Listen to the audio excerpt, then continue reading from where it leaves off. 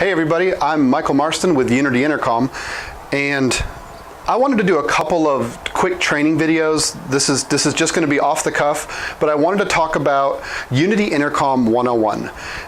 There are some videos on YouTube that I've got on there, but none of them are probably quite this basic, and I think this could help. So if you're new to Unity Intercom, one of the things that you should know is that Unity Intercom has two major components.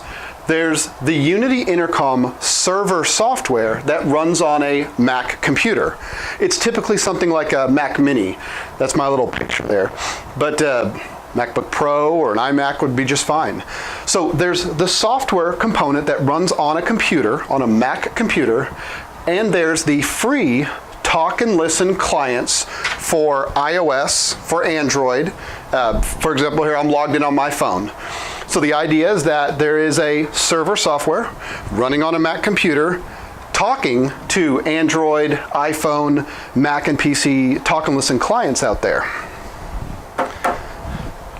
When you go to the website, you're able to download a 14-day free trial of the server software, giving you a chance to explore and use it. You're given 20 users and all of the features. So you'll download the server software onto the Mac computer, and you'll go into the server and you'll configure all of your users. So you'll make a username Mike, password 1234, and that's what I'm going to use when I log in on my phone. I'm going to log into this Mac computer, username Mike, password 1234. Now, if we're all on the same network, that works fine. So when you first download Unity Intercom, when you're on your phone, you'll need to be on the same Wi-Fi network as the Mac computer here. But you'll quickly outgrow that. So you'll want the ability to be on cellular data anywhere in the world and also connect to this Mac computer. And the way that you do that is by usually port forwarding.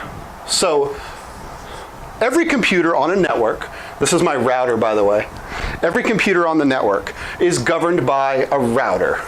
So we're going to go into the router and we're going to usually make two rules or possibly one rule. All that's saying is we're making a firewall rule directing traffic that comes in from the outside world and it shows up on a particular firewall port. In our case, Unity by default uses port 20101. That is the default incoming packet port, so that I'm going to hit this from my cell phone, port 20101 on the firewall. So you're going to log, it's not that bad. All that means is you're going to log into the router and you're going to go into the firewall settings and you're going to make a rule for TCP and UDP.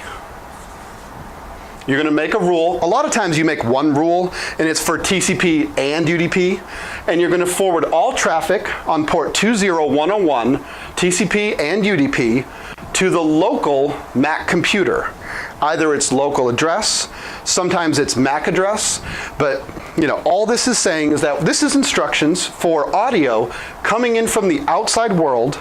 When it hits the router, it gets routed to the Mac computer that lives, on the network. And once you've done this, you can access Unity Intercom from a cell phone, or a desktop computer from anywhere in the world that you have internet. And so that's what makes it real powerful. Thanks.